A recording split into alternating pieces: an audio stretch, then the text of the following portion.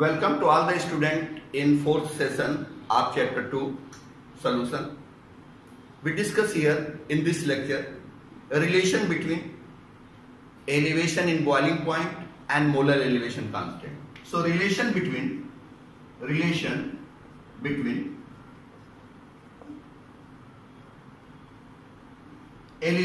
boiling point, relation between elevation in boiling point and molar elevation constant. We all know about the elevation in boiling point and molar elevation constant in a previous lecture. Here, elevation in boiling point is the difference between the boiling point of the solution and boiling point of the solvent. It means that delta TB is equal to TB minus T0B. Basically, we know that elevation in boiling point delta TB. Delta TB elevation in boiling point directly proportional to delta TB directly proportional to molar concentration of the solute. Delta TB directly proportional to molar concentration of the solute. If you remove the proportionality sign, you get delta TB is equal to Kb into M. We know that M is the molarity. M is equal to W2 upon M2 into 1000 upon W1. So put up here value. Delta TB is equal to Kb into W2 upon M2 into 1000 upon W1. So this is the relation between elevation in boiling point and molar elevation constant. By this formula you can calculate delta TB. But if you want to calculate the Kb, then you have to be right. Kb is equal to delta TB into M2 into W1 upon W2 into 1000. By this way you can calculate Kb. So Kb you have to be calculated by this formula and delta TB calculated by this formula. The unit of Kb, Kelvin kg mole inverse. This is about the relation between elevation in boiling point and molar elevation constant. And the second one we'll discuss here.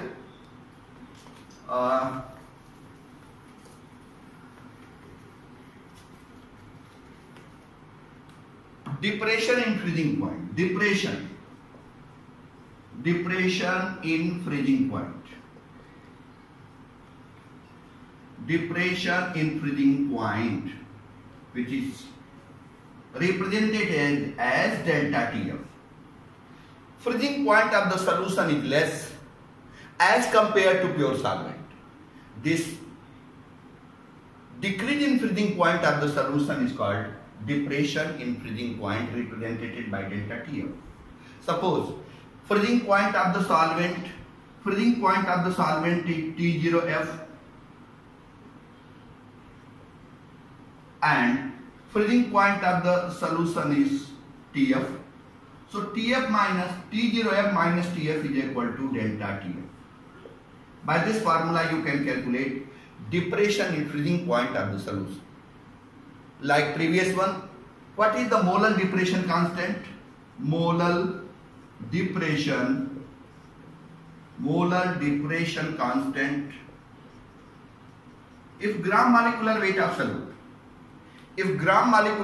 solute dissolved in a fixed quantity of solvent, then the depression in freezing point of all the solutions are same, called molar depression constant, represented by Kf.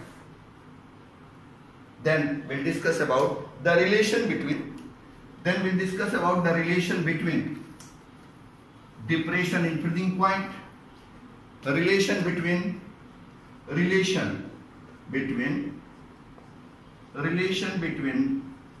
depression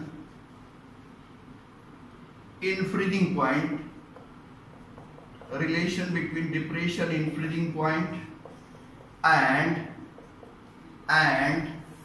molar depression constant. Like previous one, we know that freezing point of the solution is less as compared to pure solvent. Freezing point of the solution is less as compared to pure solvent. This decrease in freezing point of the solution called depression in freezing point. For example, delta TF is equal to T0F minus TF. But experimentally it is observed that the depression in freezing point directly proportional to molar concentration of the solute. Delta TF directly proportional to M. So if you remove this proportionality sign, you get delta TF is equal to KF into M. While we know that M is equal to W2 upon M2 into 1000 upon W1.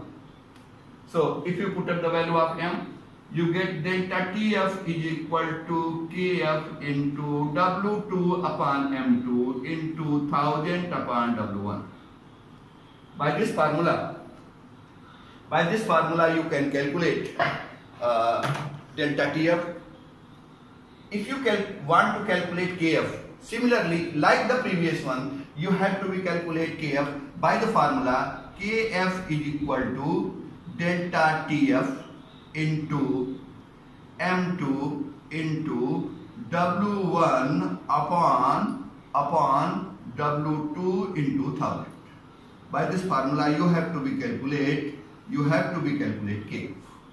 So this is about all the three properties of the solution. First property, vapor pressure of the solution is less as compared to pure solvent. Second property, boiling point of the solution is more as compared to pure solvent. And third property, freezing point of the solution is less as compared to pure solvent. Okay, then we'll discuss about the osmosis. This is one of the property of the solution, osmosis. This is one of the property of solution, osmosis. Here we'll discuss about the osmosis.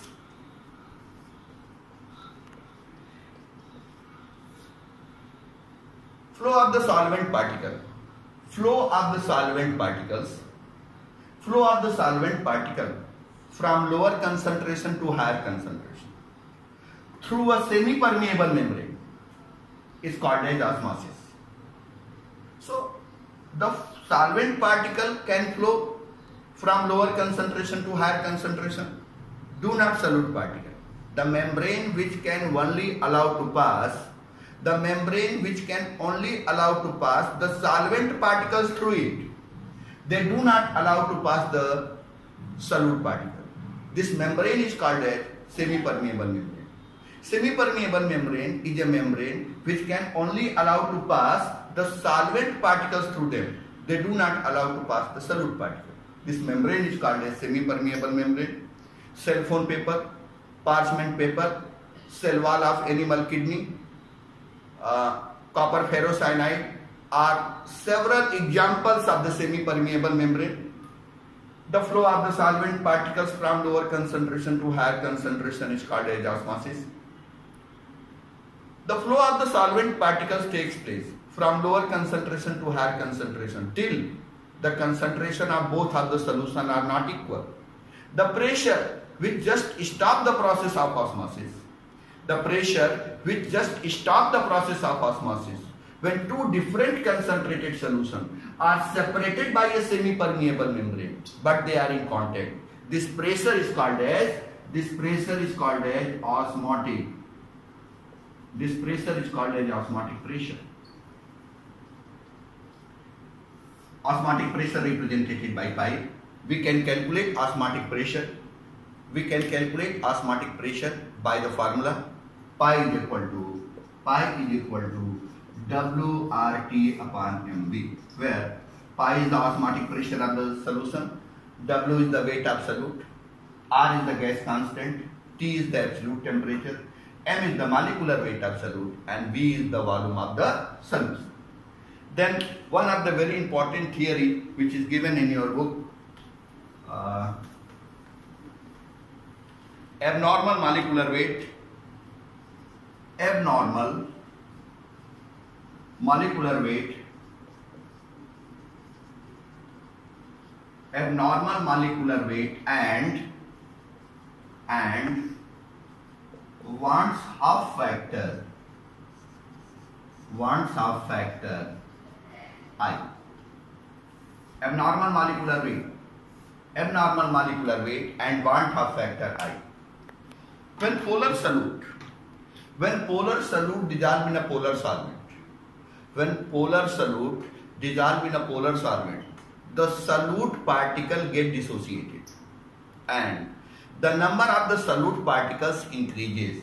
This process is called as dissociation. For example, when BaCl2, NaCl, CaCl2 added in water, the solute particle get dissociated. And their number of particles increases. This process is called as dissociation. But in some of the case, some of the particles are associated when they added in solvent. Example, acetic acid, benzoic acid, when added in kerosene oil, 2 molecules of acetic acid and 2 molecules of benzoic acid joined with each other to form a dimer. So if 2 molecules are joined with each other, the molecular weight of the solute becomes double, means the real molecular weight of the solute change. So either by the process of association or dissociation, the real molecular weight of the solute change. To remove this factor, Wand have proposed a theory called Wand half factor I, Wand half factor I. Wand half factor I is equal to real molecular weight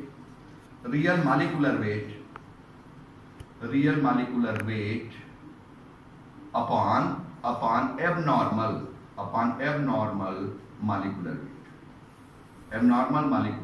weight. By this formula, you have to be calculate I.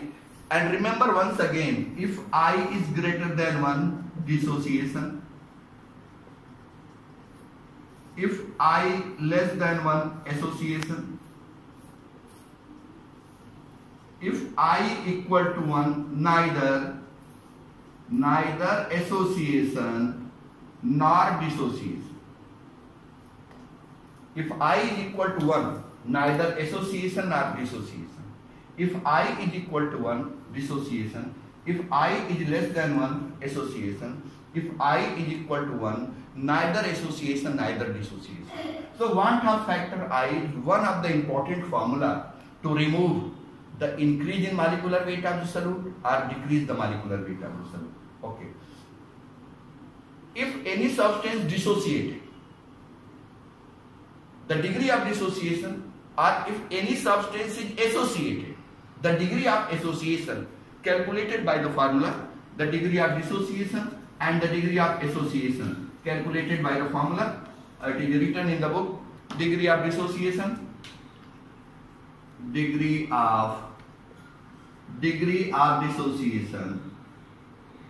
is equal to, degree of dissociation means alpha, is equal to n minus 1 upon I minus 1 upon n minus 1, where n number of particles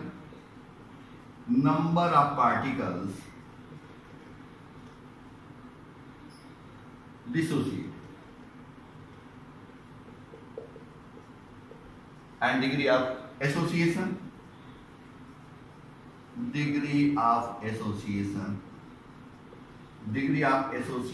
x is equal to 1 minus I upon n minus 1, where small n number of particles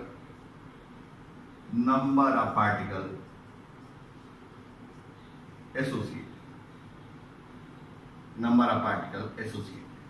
So by this formula, by this formula, you have to be calculate degree of association and degree of association and degree of dissociation. By this way, this complete your unit second, this complete your chapter second. In next lecture we start another lecture. Okay, thank you.